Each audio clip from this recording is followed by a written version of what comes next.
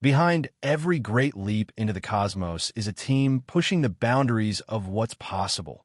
And today, the engineers at Latitude are preparing for a monumental milestone, the first ever fully integrated hot fire test of their groundbreaking Navier rocket engine. Months of precision engineering, 3D printing, and rigorous component checks come down to this moment at the Titan Test Center, where stakes couldn't be higher.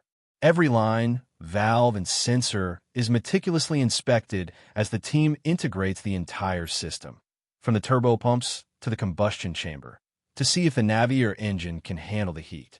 As the final systems clear, the control room goes quiet, propellants are locked in, and the data streams look clean. Suddenly, ignition. Navier's integrated systems work flawlessly, generating immense thrust under extreme pressures, producing a sustained, fully managed hot fire and an incredibly stable, brilliant plume.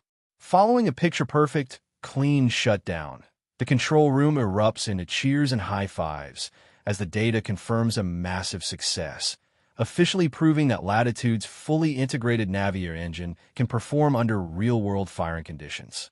This successful test marks a massive step forward for Latitude and the future of affordable, reliable